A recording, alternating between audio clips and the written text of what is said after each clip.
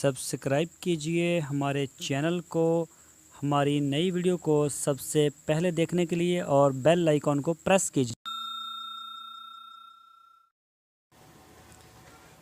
बिस्मिल्लाहिर्रहमानिर्रहीम। अस्सलामुअलैकुम मेरे दोस्तों, क्या हाल चाल हैं। मैं उम्मीद करता हूं कि मेरे तमाम दोस्त खैरियत से होंगे। तो दोस्तों, आज हम आपको ज़िला बिहाड़ी का ये भैंस का है फार्म, काफ़ी बड़ा फार्म है माशाल्लाह, जो आप अपनी स्क्रीन के ऊपर देख रहे हैं।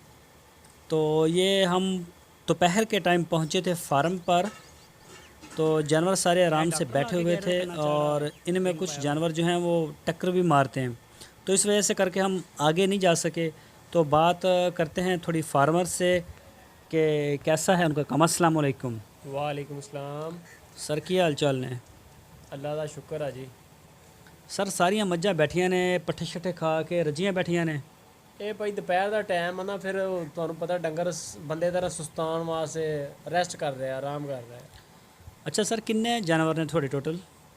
ਸਾਡੇ ਕੋਲ 200 ਮੱਝ ਹੈ ਜੀ ਮਾਸ਼ਾਅੱਲਾ। 200? ਹਾਂਜੀ 200 ਮੱਝ ਹੈ। अच्छा, ਇਹ ਜਿਹੜੀਆਂ ਸਾਰੀਆਂ ਦੁੱਧ ਦੇਣ ਵਾਲੀਆਂ ਨੇ ਜਾਂ ਦੂਸਰੀਆਂ ਨੇ ਸੂਣ ਵਾਲੀਆਂ ਨੇ? ਇਹ ਮਿਕਸ ਹੀ ਹੈ, ਵਿੱਚ ਸੂਣ ਵਾਲੀਆਂ ਵੀ ਆ ਤੇ ਬਾਕੀ ਦੁੱਧ ਵਾਲੀਆਂ ਜਿਹੜੀਆਂ ਉਹ ਥੋੜੀਆਂ ਸਾਈਡ ਤੇ ਰੱਖਦੇ ਨੇ ਜ਼ਿਆਦਾ। ਉਹ ਸਾਈਡ ਤੇ ਉਹ ਕਿੰਨੀਆਂ ਕੁ ਨੇ? ਉਹ ਵੀ ਇਸ ਟਾਈਮ ਤਕਰੀਬਨ ਹੈ 35-36 ਮੱਝਾਂ ਇਸ ਟਾਈਮ ਹੈ, ਯਾਨੀ ਕਿ ਜਿਹੜੀਆਂ ਦੁੱਧ ਦੇ ਰਹੀਆਂ। ਦੁੱਧ ਦੇ ਰਹੀਆਂ ਜੀ। ਕਿੰਨਾ ਕੁ ਦੁੱਧ ਡੇਲੀ ਹੋ ਜਾਂਦਾ?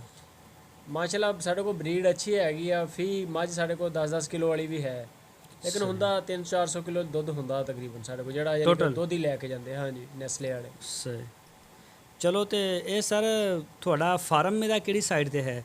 ਇਹ ਜ਼ਿਲ੍ਹਾ ਬਿਹਾੜੀ ਬਣਿਆ ਹੋਇਆ ਜੀ।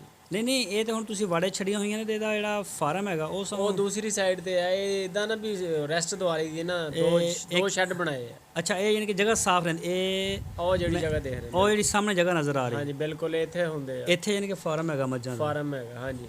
ਸਹੀ। ਥੱਲੇ ਜਗ੍ਹਾ ਵੀ ਤੁਹਾਡੀ ਬੜੀ ਸਾਫ਼ ਸੁਥਰੀ ਹੈ। ਇਸੇ ਤੋਂ ਹੀ ਹੈ ਜੀ, ਇਹ ਦੋ ਸ਼ੈੱਡ ਬਣਾਏ ਆ ਨਾ, ਉਹ ਫਿਰ ਜਗ੍ਹਾ ਖੁਸ਼ਕ ਹੋ ਜਾਂਦੀ ਹੈ। सही। चलो माशाल्लाह, अच्छा माल है सर, शुक्रिया, मेहरबानी। आ जाओ मुंडा यूट्यूब वाले